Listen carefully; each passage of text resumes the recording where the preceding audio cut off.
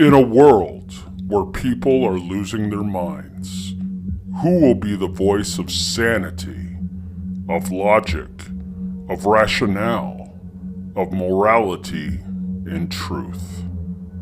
This podcast is looking for like-minded people to stand up to the insane and be real. The Recovery Atheist podcast is calling you to step forward and be counted. Welcome to the voice of change. Welcome to the Recovery Atheist podcast.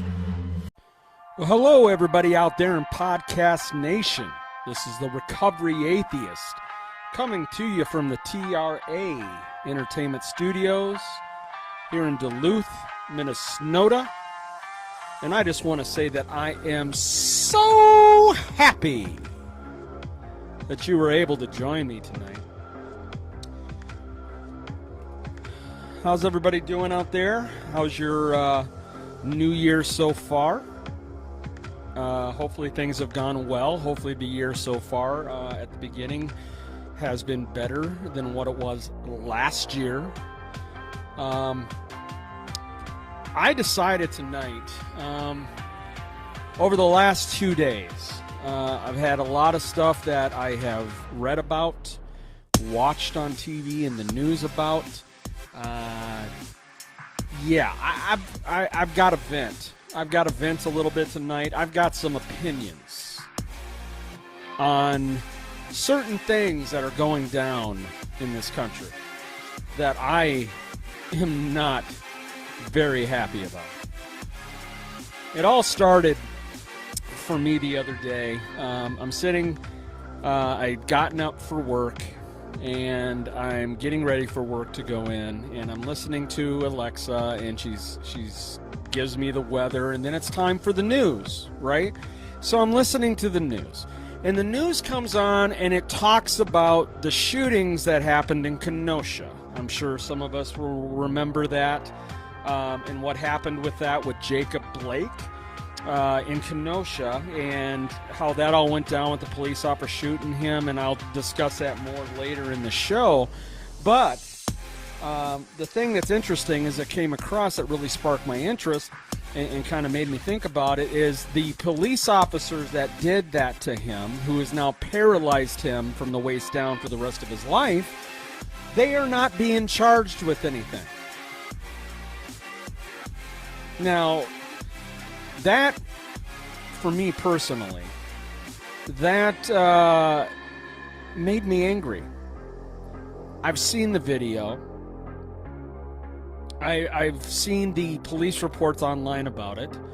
And the truth is when you look at all of it, it just doesn't add up that the police had no wrong that was done by them in the situation. I don't get that. I don't understand the police brutality and the mindset that the police have in this country, that they can just do whatever they want if they feel like it, don't ask for permission, and then just be able to apologize later about it, and they'll be forgiven and nothing will happen to them. This is fucking wrong. And this goes out to all those people out there that want to sit there and they want to fucking argue about BLM, about Black Lives Matter, and that it's a terrorist group or whatever, or that all lives matter. Whatever you want to fucking say about that, you are so fucking wrong. Okay? They're not mad or saying that other lives don't matter. That's not what they're fucking saying.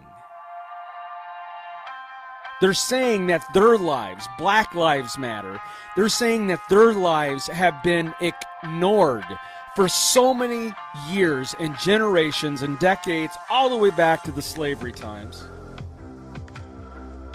And I just think it's time for people out there who don't know exactly everything about what BLM is to finally realize what it is. Now, yes, I agree.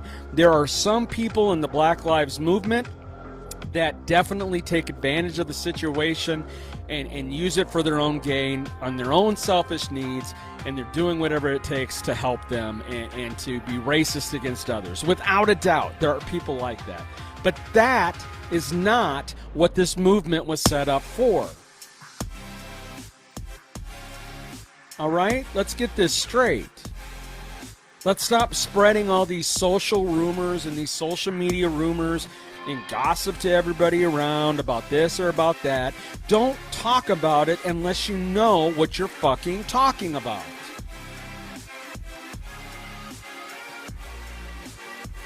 I am fucking tired of it. I am fucking tired of people who will just shut off at the mouth and they have no fucking understanding about what they're even fucking talking about. Shut the fuck up. Done with it. Why don't you fucking do what I do and actually sit down for hours and hours to try to figure out what it's about instead of just sitting there and popping off at the mouth and you've done no research on it at all. I have spent almost 15 hours this week watching every single police video of every single one of these police reports. Different angles, different views, I've read all the police reports. I've done tons of research. So what I'm going to talk about tonight, I know what I'm talking about. Simple as that. I sure know a hell of a lot more than what a lot of people out there who are talking about it do. Okay. So let's just look at this. Let's look at the police brutality that's been going on. And then once I get through this, then later I'm going to go on to my little spiel of what happened, the disgrace that happened yesterday at the Capitol building. This world is fucking going nuts. Bunch of morons running around thinking that they're in charge. Okay. So, Black Lives Matter. It started in 2013, in July of 2013, and that was back when, you remember when George Zimmerman shot the kid in the hoodie, Trayvon Martin, and then he was eventually acquitted. And now this jackass George Zimmerman goes around the South touring to gun shows, signing Confederate flags and this and that, supporting pretty much the racist pigs that are out there in the world. Okay, so off of that, because of that being kind of just put underneath the rug, Black Lives Matter got started at that point. So after that, in 2014 is when it really started picking up pace. And I'm going to go through some of them. 2014, I'll go through the list. In 2014, we had Eric Garner, Akia Gurley, Gabriela Navarez, Tamir Rice, Michael Brown, Tanisha Anderson, and Ora Rossier. So I'm going to go into some of these so you can see what I'm talking about. Now, I went and I looked at all the videos. I went online and searched so many articles on each one of these cases.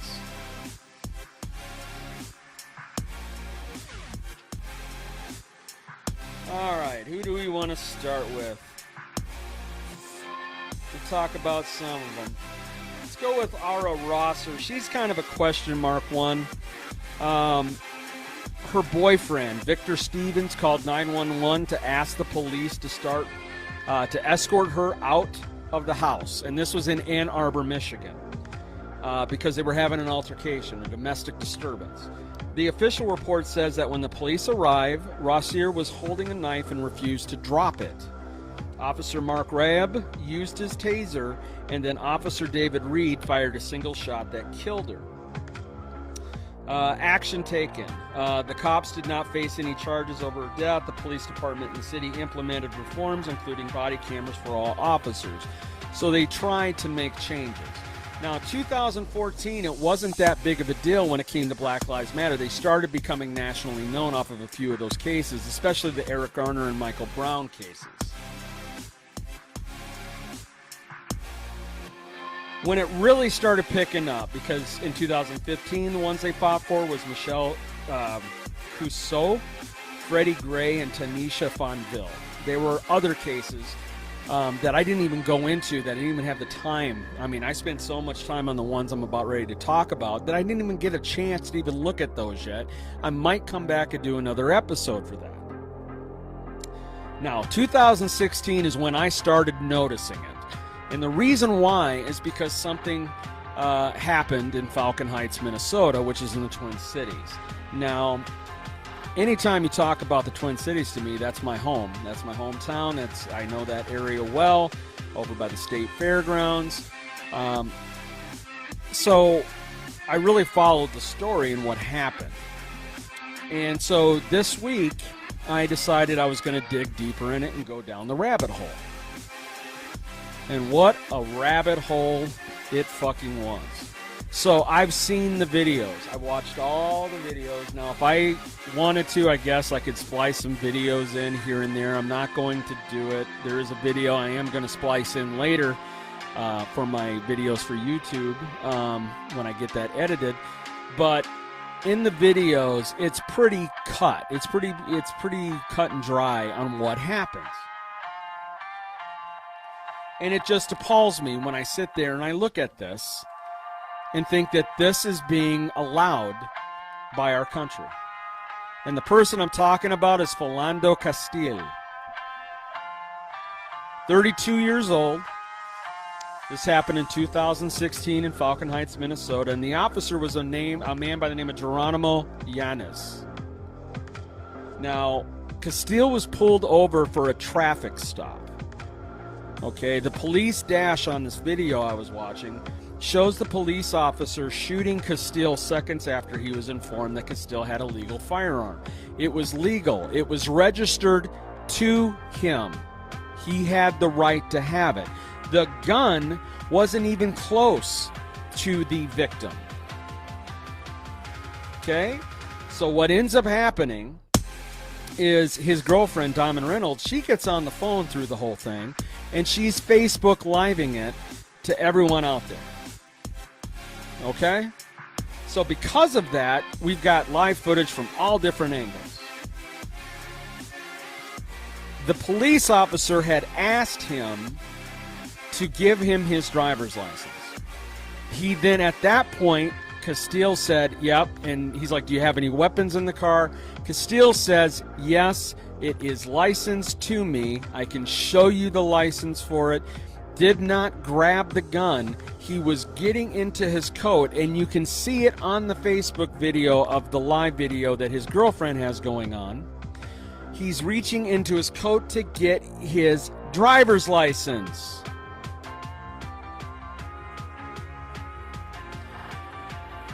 The cop sits there and is looking at him and says, no, don't pull the gun, don't pull the gun.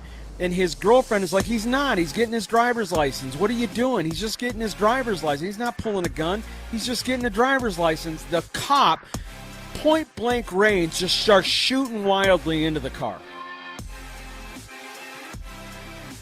A little kid comes stumbling out of the back seat of the car. His backup police officer takes the kid away from the car.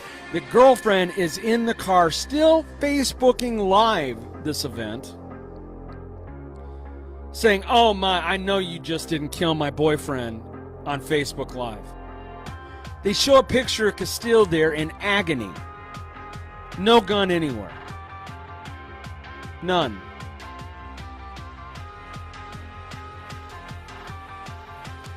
The officer involved, Officer Yanez,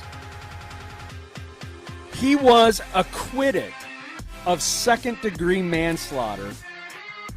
But hey, the city agreed to a $3 million settlement with Castile's mother, so yeah, there's that. And no changes were implemented or any extra training about how to deal with this kind of a situation. This is just the beginning of what I'm going to show. By the end of this, you're going to see it. You're going to see it that, yeah, this has been coming for a long time. And that these people have the right to have a little unrest. They have a right to be pissed.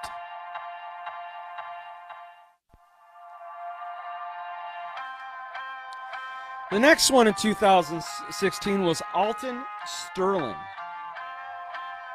This video is ridiculous. I don't even know how to react to it.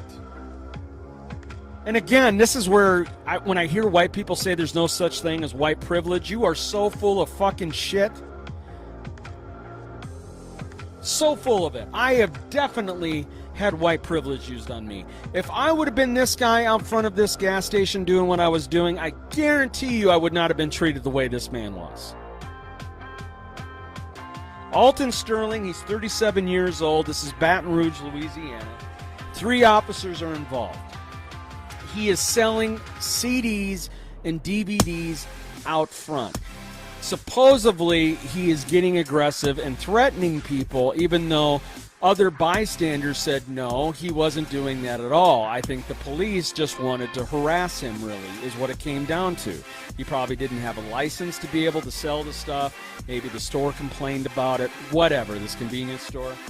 But the witnesses, and I've watched all the videos and the people talking about it, the witnesses said he wasn't doing anything, just selling DVDs and CDs, minding his business. And this man asks the officers this, what have I done wrong? What have I done wrong? Over and over and over again.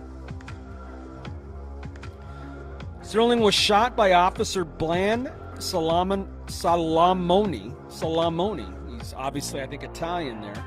One of the 2 officers who confronted him outside a shop, they tasered him, pinned him to the ground, and heard the officer threatening to shoot Sterling in the head. And then after shooting repeatedly and killing the man, he called Sterling a stupid motherfucker over and over and over again and laughed. After killing this man, he kept calling him a stupid motherfucker. Check out this video if you get a chance. Alton Sterling. There's a couple different angles of it. Check it out and you'll see that I know what I'm talking about, and you'll see the injustice that happened. All that Salamoni got was he was fired for it. He literally, on the video, for no reason, they're handcuffing him, has his gun in the barrel up to the head of this man and says, if you don't stop, I'm going to shoot you in the fucking head.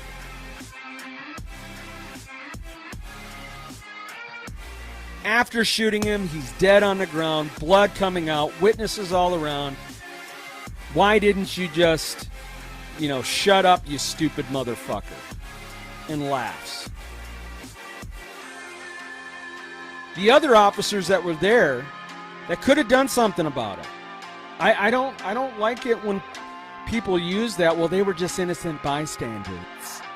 They were just innocent bystanders. They what were they supposed to do?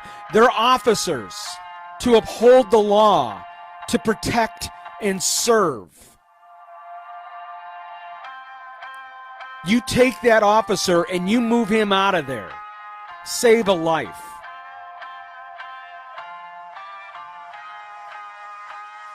As far as I'm concerned, Salamoni, you're the stupid motherfucker.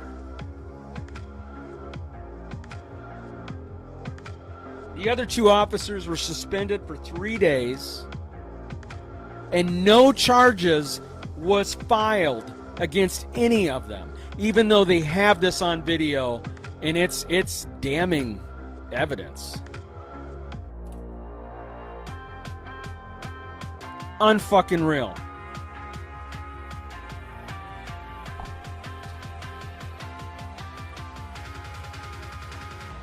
All right, we're going to move on to Stephon Clark in 2018. Stephon Clark, 22 years old. This happened in Sacramento, California. There was many officers that were involved with this. Now, again, I watched the video of this. Now, the video that they have is night vision. of him. Now, was he running away from the police? Yes, he was. He was running away from the police, ran, jumped over a fence, got into his grandmother's backyard, and tried to hide. When the police came around the corner, they saw that he was there. Now, he is in a lighted situation. In fact, if you slow the video down as they come around the corner, you can see that he has no gun, but a cell phone in his hand. No gun. You can see the cell phone in his hand on the video. They come around, they see him, one of them shouts out, he's got a gun, he's got a gun. They shoot at him more than 20 times, hitting him like 8 times, when all he was holding was a mobile phone. The DA declined to file criminal charges. Clark's family ended up reaching a $2.4 million settlement with the city of Sacramento. Now, Sacramento has got a history of doing this shit. And there'll be another one I'll talk about.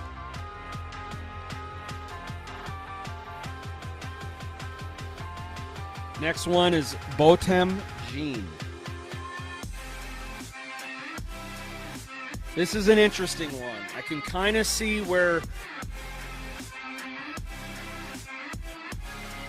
I don't know. It's just one that I have to do some more thinking about it, but I can see where it can all go wrong in this situation. So this is in Dallas, Texas. The person that shot him was Officer Amber Geiger. Okay? He was seated on his sofa eating ice cream. He was shot by the off-duty police officer, the Amber Geiger, after she entered his apartment. She believed that she was in her apartment and that there was an intruder in the house, now in the apartment. So now, from what I've read, there is some conflicting stories that the layout of the apartment building and everything is hard to know, where you could actually mistake the wrong house for the wrong thing. Well, I don't know how that works. If it's your home, I think you would know where it is unless you're intoxicated or under the influence of something. But it's funny, they don't say anything about it. They don't say anything about her taking a test for that, anything like that. It's got a lot, like I wrote it here, it's got a lot of unanswered questions about the whole thing. Now, she was found guilty of murder, and she was sentenced to 10 years in prison because of it. What I find interesting is the victim's brother asked the judge to be able to give her a hug and say that he forgives her. And there is a emotional video of that happening. So again, I have mixed feelings about that one. But again, it's another tragic loss of life that didn't need to happen. 2019, it's Adelina Jefferson. What's interesting, if you look at the few years before that, it was very quiet, and then in 2020, it just fucking blew up. And that's what gave us our civil unrest that we're going through right now.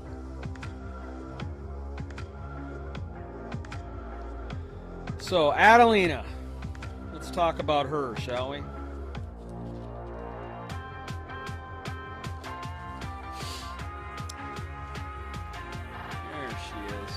She lives in Miami, Florida, or she did live in Miami, Florida. She was 28 years old, and she was killed by Officer Aaron Dean. Now, wait till you hear about this one. This one fucking blew my mind. I could not believe it. And they have a body cam footage of it, and then on the video of the body cam footage, on the side, they have a reenactment where it shows where the officer would have, walked by the window, the house, everything. This, I couldn't fucking believe it that this happened. So Jefferson was in her home when a police officer shot and killed her through the window of her home in front of her 8-year-old nephew. Okay? The police were responding to a call from a neighbor who reported that the Jeffersons' front door had been left open. So it's kind of a welfare check, but what does it matter, I guess? I don't understand why the police had to be called because there was a door open and the lights are on. Don't people leave their doors open and the lights on? How is that something that the police have to get involved with?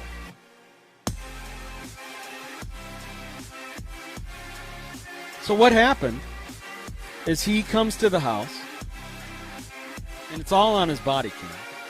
He goes to the front door. The door is open. He looks in.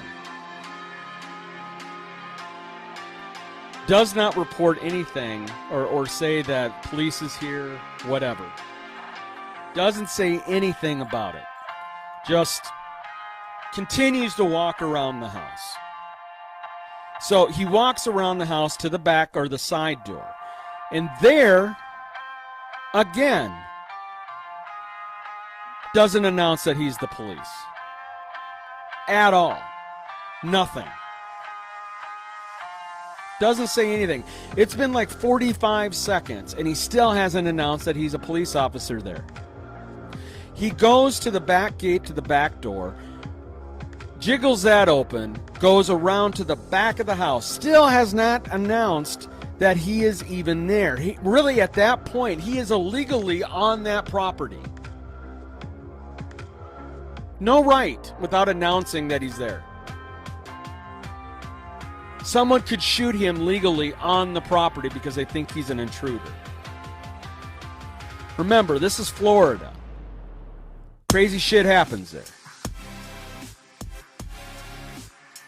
He comes up to one of the back windows. Now, at this point, Atiana, that's her name, Atiana hears something in the backyard and has gotten up to look out the back window to see what's going on.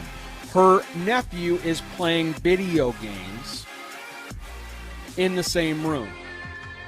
He comes up to the window, sees that she is there. Now remember, this is her home.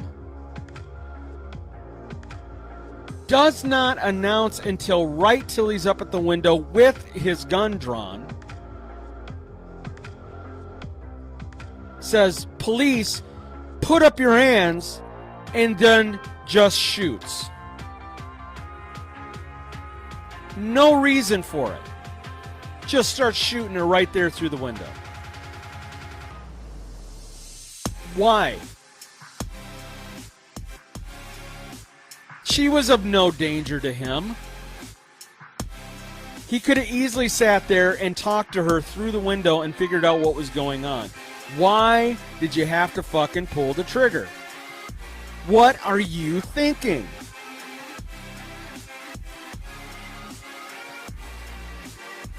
So after all of this, and remember her nephew, 8-year-old nephew, had to witness it.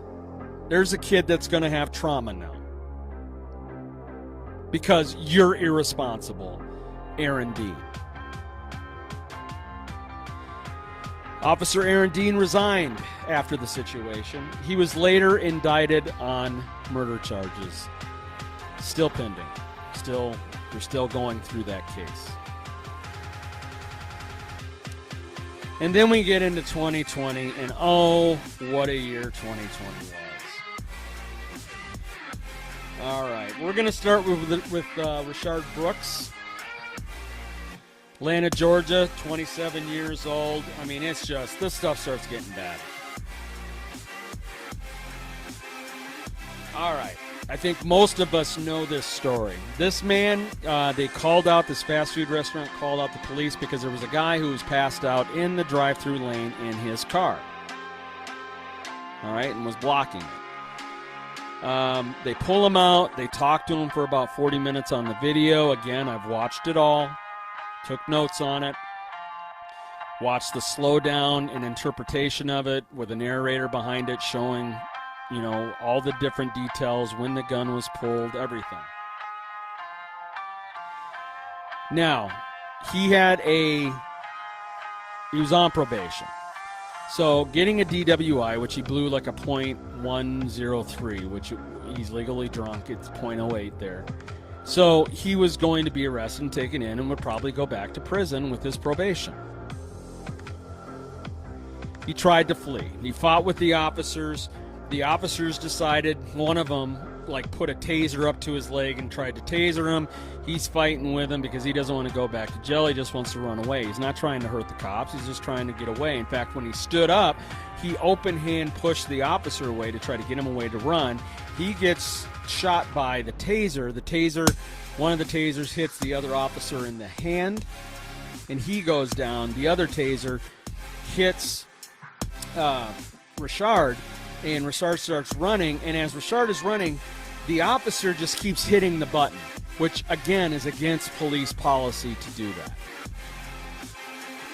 He then, because at this point he realizes Richard had taken the other taser from the other officer, the taser had already been shot twice, okay, by the other officer. So there's nothing in it. You have to refill it. You have to reload it after the first two. So there's nothing in it. The officer knows this. Even if he doesn't know it, it's still a taser, not a bullet. Not deadly harm that way. He shoots at it, nothing comes out.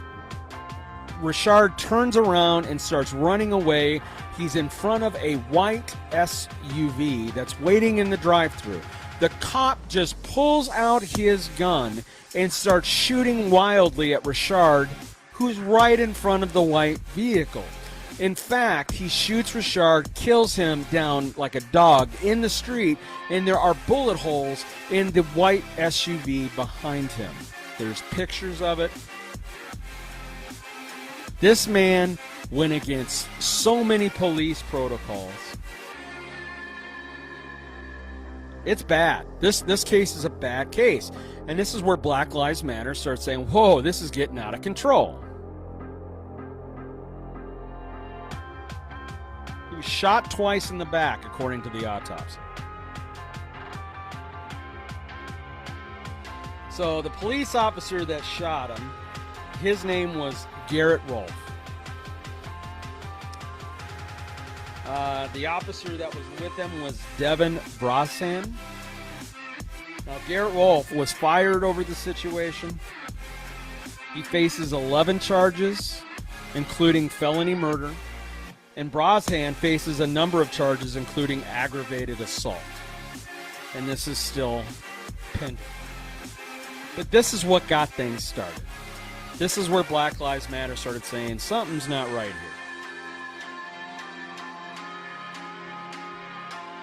You got Daniel Prude, 41 years old, Rochester, New York, 7.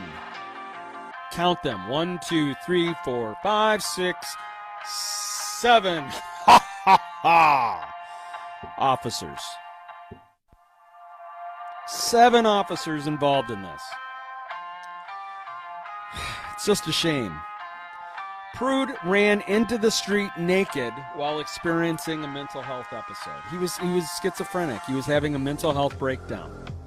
He should have been put into a hospital and taken to a mental ward and gotten the help that he needed. He should never have been anywhere near a situation where he could die. Supposedly he was spitting, even though nowhere on the video you can see it. They put a spit hood on him. And if you know what a spit hood looks like, it looks like a hood you put over someone that you're kidnapping, putting in the back of the car to not see. It also looks like one of those old KKK, sacks that they put over their head. But obviously, in that mental health state that he was in, I would say that that's probably a very frightening position to be in. Officer Mark Vaughn used his body weight to force Prude's head against the pavement as others restrained him. He couldn't breathe. Couldn't breathe. Something was wrong. In fact, he had screamed out. He was screaming out, I can't breathe, I can't breathe. Sound familiar with the whole George Floyd thing? Putting the knee on the neck?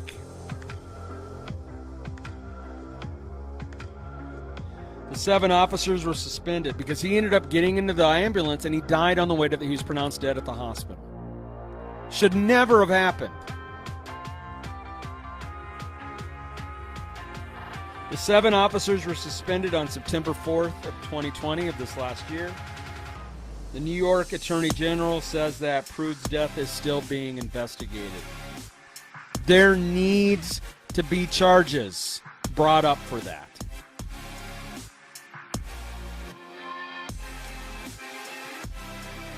I'm going to leave George Floyd and the other one at the end of what I want to talk about. I'm going to go to Breonna Taylor, Louisville, Kentucky. 26 years old, 3 officers, and they were plainclothes. She was asleep at home with her boyfriend when 3 plainclothes officers came to their apartment to execute a search warrant. They had nothing in the house, by the way. Taylor and her boyfriend believed that it was a break-in and called 911. Her boyfriend actually called 911 when all this was going down. And remember, these officers were in plain clothes. They were wearing regular clothes. They did not announce themselves as police, according to the boyfriend. Her boyfriend fired his licensed firearm. It was legal for him to have that. Taylor, who was the one who was unarmed, they shot her 8 times. They didn't even shoot the guy with the gun. They shot the woman who was unarmed 8 times. Seriously?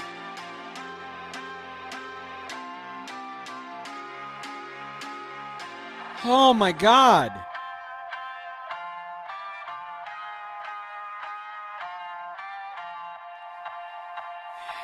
The officers that were involved, they were reassigned pending the results of the investigation. No officers were fired over it, and there was no criminal charges. What?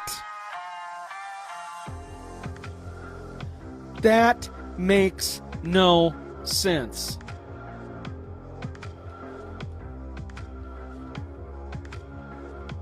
George Floyd.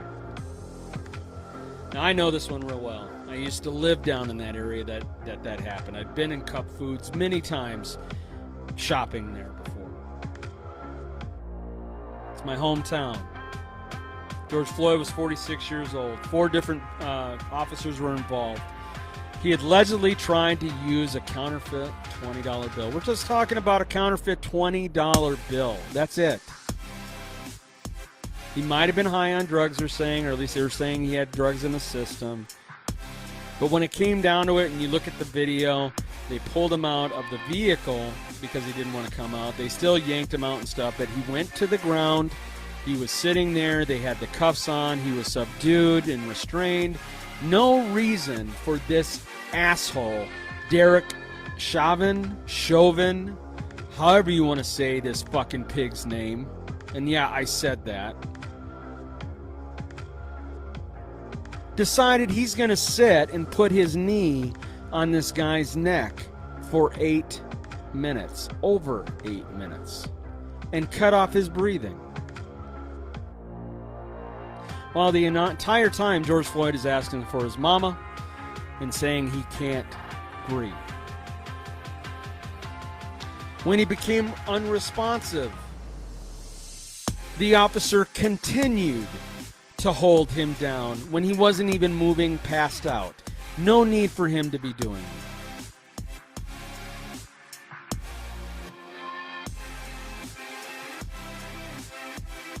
They have Floyd's death listed at this time as a homicide.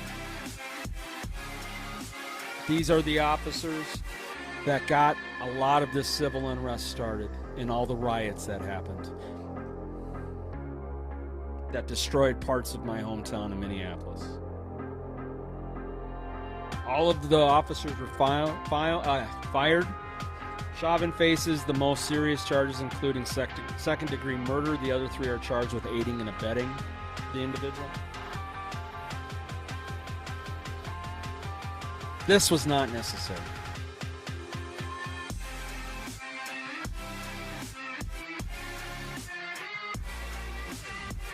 The last one I want to talk about is the Kenosha shooting. The one I said I heard it on the news and I couldn't believe it. Jacob Blake, multiple officers involved. They were called out to a domestic abuse disturbance that was going on between him and his girlfriend or wife. He was actually walking away from the police to get in his car and leave. They tasered him, but he kept walking to his SUV. The police officer's name was Weston Shashay, and they followed him all the way to the car. Supposedly, this is from the officer. The officer said that he was near a knife, and it looked like he was going to pick it up and use it. Police started yelling for him to drop the knife, even though he had not picked up any knife. And the reason I say that is because there were witnesses that watched the entire thing.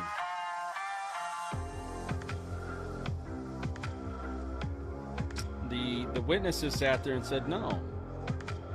He wasn't trying to pick up anything. He was going into the car to check on the kids. Yes, there was kids in the car, in the back seat. Another Minnesota officer, like was Castile with a kid in the back, shooting someone in a car.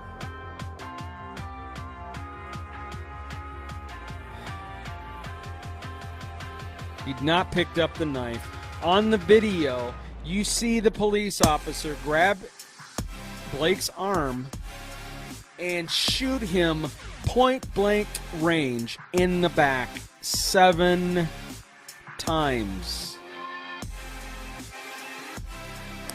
I think one would have been fine. Why 7 times? Again, that makes no sense. That is overkill. And they did all this while the children were in the back seat. Where's the safety of the innocent bystanders? Blake is now paralyzed below the waist for the rest of his life. The shooting led to protests and lootings that police then allowed local militia groups to come into Kenosha to help them and force people off the streets, and they did it with violence. Kyle Rittenhouse, you know of him, 17 years old, gunned down 2 protesters. He is charged with felony murder at this time. First off, he wasn't even old enough to have a gun. Second of all, the gun he had was like an AK whatever. It was ridiculous what he had. Third of all, why are the cops allowing a militia group to come in?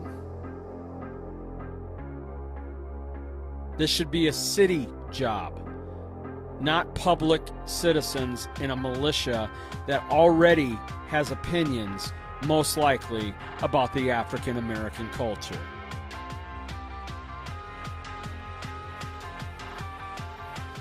As of January 6th of this year, the police officers have had no charges filed, nor will they ever. That was what the story that perked my ears up the other morning, is that the police department and the DA have closed the case, saying that it is self-defense. It does not look like self-defense on the video to me. I don't know what these people are talking about. In fact, the video that I'm going to show and the audio I'm going to play on this podcast is of The Daily Show and Trevor Noah.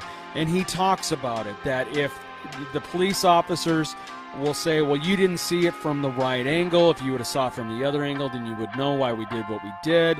But yet, if you're a criminal and you try to use that argument in a court and said, well, actually, I wasn't doing that. I was actually doing this, but you just saw it from the wrong angle and you're just making assumptions. Guess what?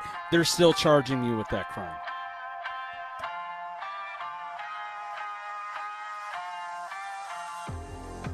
So at this point, this is where I would, for me personally, what I'm going to do for the podcast is I'm going to play the audio. And then also the video will now come on as well for my podcast channel and for that episode. It makes perfect sense to me what Trevor Noah is saying, what the country is saying, what Black Lives Matter is saying, and why they have a problem with what's going on in this country today. And I'm pissed. It is time for a change in this country, and not just one of like, yeah, we need to make a change, yeah. No, we need to actually make changes. I am all for defunding the police departments. They have too much money, too many weapons, and too much power. They walk around like they're king shit. You're not. You are no different than anybody else that's out here living just because you have a badge.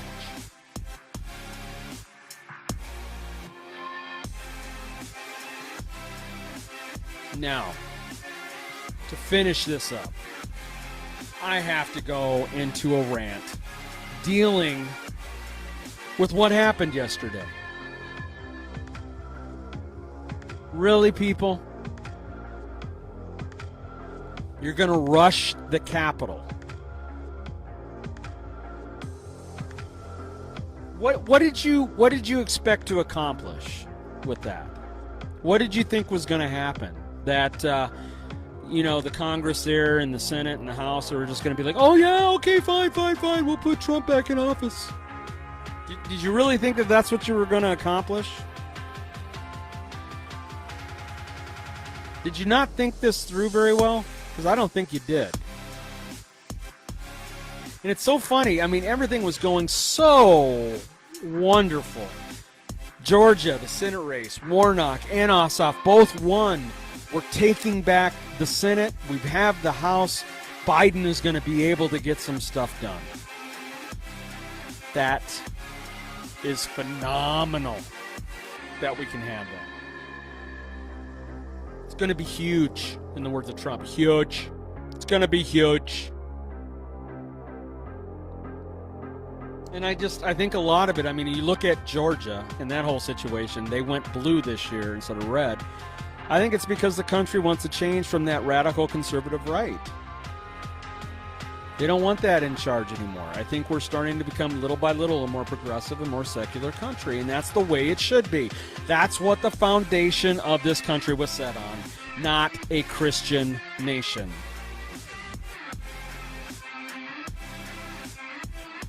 Pence pretty much told Trump, hey man, let me talk to you for a couple minutes, right? You know you're my man, you know you're my guy. I've been here for, the 4 years with you. But I cannot block Biden from winning this, right? I have no president to do that. I have no right or power to do that. But Trump kept pushing the pressure, right? To the point where he calls Georgia politicians to cheat. Oh, we need to find, 11,000 and something votes. We need to get Georgia. Without Georgia, none of it's going to work. Like Georgia, even if he got Georgia, it's not going to save him in getting into the office again for another 4 years. He lost. It wasn't even close. Congress is certifying the Electoral College. They're in the middle of it yesterday, getting it all done. And these stupid idiots decided, let's rush the Capitol. What did you think was going to happen? Did you really think you were going to have a coup, that you were going to take over and you're going to be in charge of the country? Especially Mr. Viking dude. Give me a fucking break. You're a joke. You're a fucking joke. The guy that was sitting in the fucking chair at the front of the Congress House, I think it was Nancy Pelosi's chair or the Speaker's chair. You're lucky I wasn't there, because I would have put you into a fucking pretzel. Have some respect. These people don't care. And Trump sits there and gets everybody worked up in his speech earlier in that day about walking to the Capitol. Really, Trump? Are you happy that 4 people died? That you got people killed over it? Just like how many people have died from COVID because of you this year?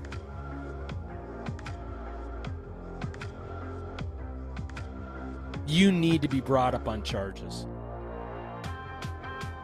They need to pull you out of office right now. Give it over to Pence, because this is where I'm going to say this, and I can't believe I'm saying it. I have a little bit more respect for Mike Pence today than I did yesterday. I still don't agree with his beliefs. He's against homosexuals. He's against women's rights and abortion. He's against a lot of stuff that I don't agree with. But he finally told Trump, no, this is it. It's done. You're done. And then did his little speech saying to all the people that protested and rushed here, if you think you won, you haven't. And he's the one that called in the National Guard to get it under control. Now, these guys that did this and women that did this, they thought that they were going to push the country forward and get Trump back in. The problem is there was 12 Republicans, a dozen, that were going to vote to bring those electoral college votes in. After the protest and them storming the Capitol, storming the castle, as they say on The Princess Bride, 8 of them switched their vote. 8 of them, including Loeffler, the one who lost to Warnock in Georgia, the one who had been defending the president so much. She switched her vote to say Biden is the winner. Yesterday was a disgrace. It was a black eye to this country. Everybody else in the world is laughing at us right now. We had treason happen yesterday. And the person who is in charge of it, the person who led it, his name is Donald Trump. He is disgracing this country. He is disgracing the democracy of this country, of the people who have died for the freedoms that we have in all the world wars, all the different wars that we've had to keep this country alive and together. He is shitting on them. He doesn't give a rat's ass about any of us citizens but himself. Let's stop lying to ourselves about that. He doesn't give a crap about veterans. You think he gives a crap about your great-grandfather dying in World War I or II? How about your father or a brother who died in the Vietnam War, maybe the Korean War? He doesn't give a fuck about them. He could care less. When asked about the deaths that were happening from COVID this last year, he says it is what it is. People are going to die. He doesn't care about your welfare. He cares about himself. A true narcissist doesn't have or doesn't know that he's a true narcissist. He'll be the one that you'll sit there and go, you know what, you're a narcissist. No, you're wrong. You're completely wrong. I'm not. No. A true narcissist doesn't even know they are.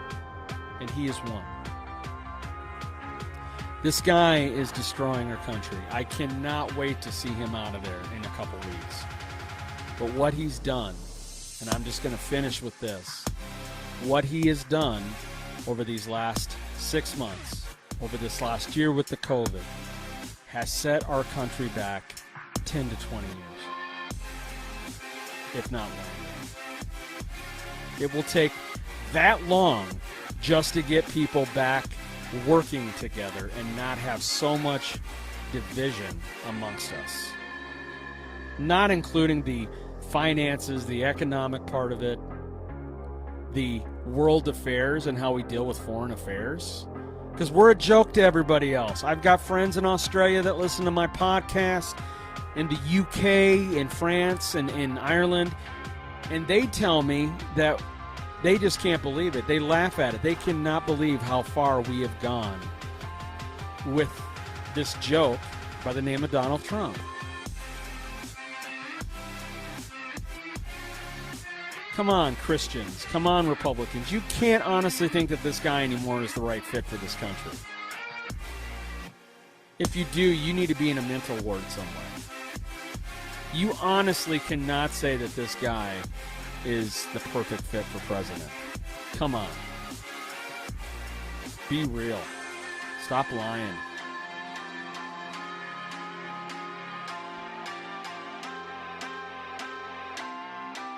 So yeah, that's where I'm at today. I mean, these last couple days and everything that's going on, it just feels like the world is literally going up in flames, like our country's going up in flames. I just don't understand how we got here.